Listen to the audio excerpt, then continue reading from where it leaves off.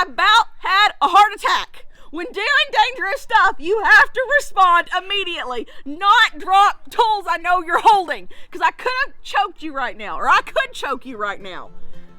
Howdy folks, my name's Reagan. Welcome back to the GWP Homestead.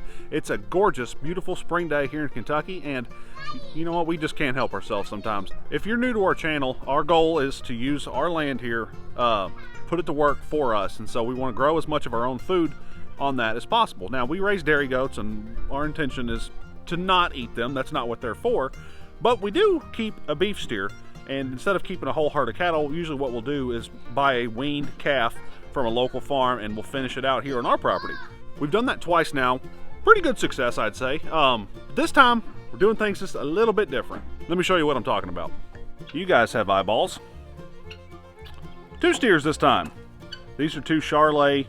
I'm not sure if they're full Charolais or not. Yeah, you're getting more friendly. They've been here for a couple of days now, and we're keeping them in the stall because they have come from a farm with a big herd of cattle. They raise, they have quite a few head on their property, and so they're not really used to being handled. They're not used to a feed bucket. I don't think they've ever been on feed at any point. And so we're keeping them here until they get more, they learn what we're about. They're still a little skittish, but they're coming around, and we're going to leave them in there for a few more days. There's the sun. But it won't be too much longer before we turn them out in the field.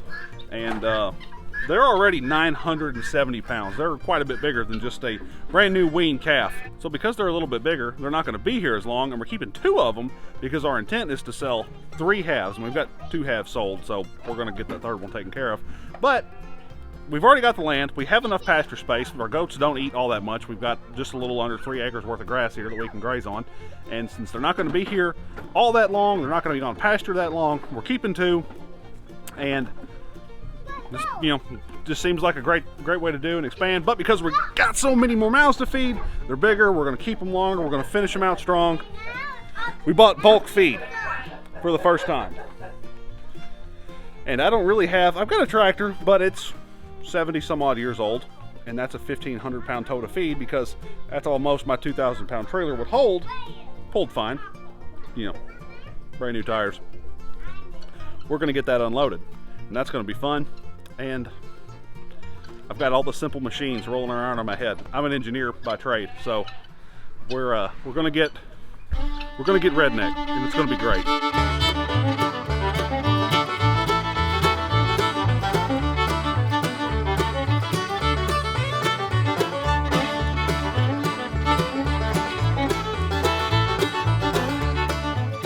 On today's episode of Don't Try This at Home, kids, we pulled the pin out of my tilt trailer, jacked the front end of it up. A come along is, holding the trailer from going like too far that way. And over around back, we're just about there. So I guess we're going to start to shimmy off of this. I contemplated putting it on rollers. The pallet's not in good enough shape for that. Contemplated trying to use a come along. I don't have anything to hook it to. Just going to let gravity do its thing. And you're terrified. Yeah, I trust you, that you know what you're doing. Baby, I'll stop you there. Your trust and your faith is misplaced.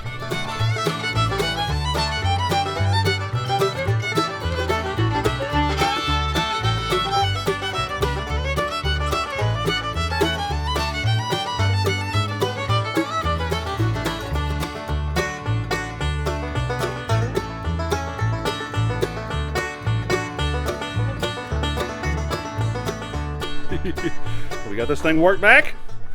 It's just enough off of the trailer that we're going to try and drive out from underneath it. Yeah, you're good. I don't want to thank you anymore.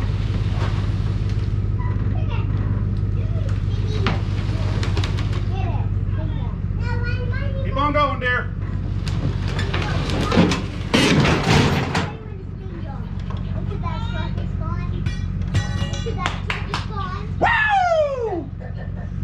Hot dog! Hot dog! Hot dog! Hot dog!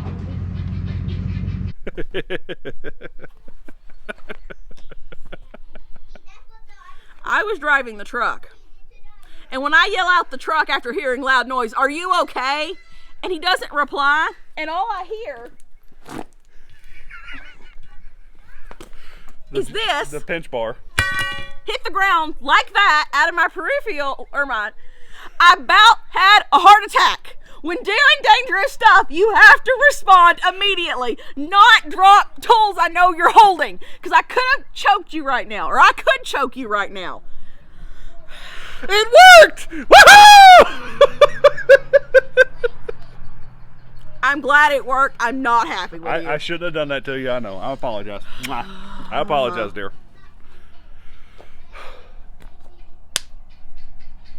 It worked. So yes, it did work. I don't think it could have worked any better. It just required some muscle, and it's a good thing I've got a strong back and a weak mind. That's what this is for. Yeah,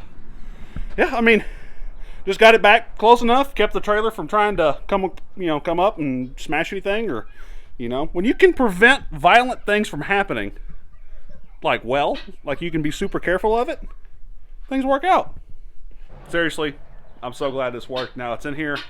And, yeah. Now we get to spend the next month trying to keep squirrels, mice, bunny rabbits, and any other rodents out of it. Goats. Goats Yeah. are a big one. Goats are a big rodent. So I have a plan to build us like a box, essentially. We'll see if it works. The first step was getting this here so I can basically build it around the original tote. They call that white plastic a tote. And I didn't say it earlier, and I meant to, because I've been trying to wrap my brain around this whole process for like a week and a half since we brought this feed home.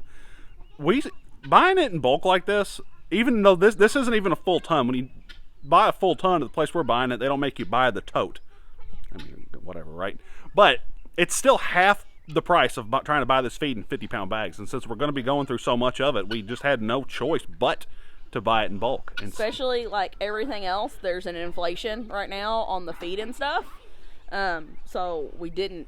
He's right. We had no choice. If we wanted to do this and stand a chance of making money, basically, or more or less getting our half of our beef. Trying to break even, maybe. Break even, yeah, maybe that's a better word for it. We had to figure this out. Yeah. And, obviously having a tractor that could lift it would be the easiest way. Yep, but we don't.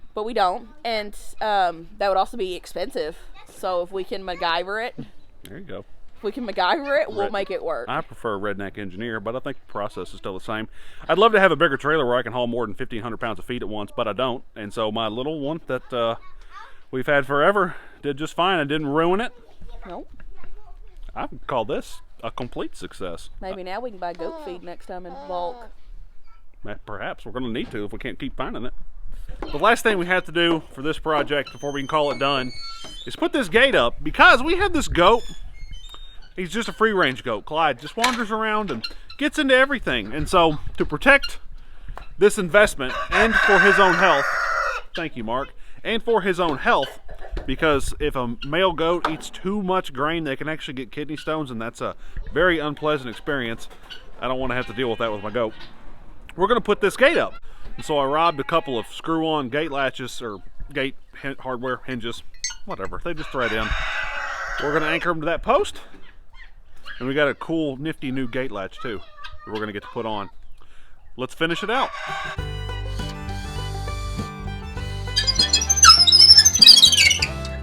Putting a little WD-40 on these threads will really help make this an easier process turning these in.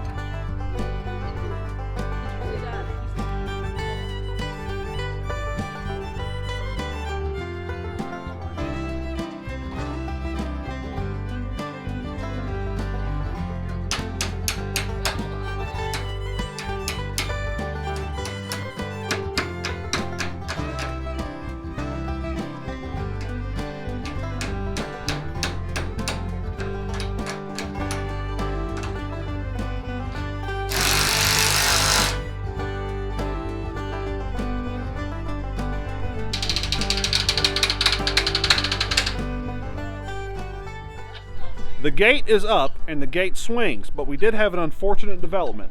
Measure twice, cut once, measure twice, drill once, something or another. Our latch is just not going to work with this chicken door there.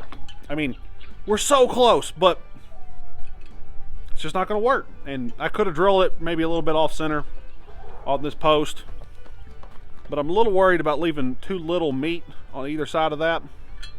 So I think the plan, dearest, is to just use an eye bolt and a chain. That was your suggestion, it wasn't mine. I would have continued to fight with it, but honestly, we just don't want to move the gate. Maybe we will one day if we get tired enough, but anyway, the gate is up. The feed is secured from the cow where it's about to be in just a moment. Cows, and the goats. I think I'm more worried about the goats than the cow, honestly. Maybe, probably both. There's only one goat that's a problem. Sure. It's only Clyde. My others stay in the fences. The others do fine. There would probably be a problem coming out of the field, but yeah. But anyway, that's done. This project is complete. I named the cows, but I'm going to save that for another day. I'm really proud of it. So make sure you're subscribed because I'm going to share that, and I hope at least one other person finds it as funny as I do. Pausing. I'm not that person. That's all right. Not everybody can be as cultured and refined as me. But anyway, thank you guys so much for watching this video. Greatly appreciate you being here. Greatly appreciate you spending your time with us and our family here on our farm. He's getting fussy. I'm trying to keep him content. My name's Reagan. This is Megan and Deacon. We'll see y'all soon. Bye, guys. Hey, so we kept these in the barn for a full week. Okay, let them get used to us, get used to the feed bucket. Turned them loose this morning. And they jumped the fence, or at least one of them did. So we've put out the search on Facebook, put out the search alert on Facebook. And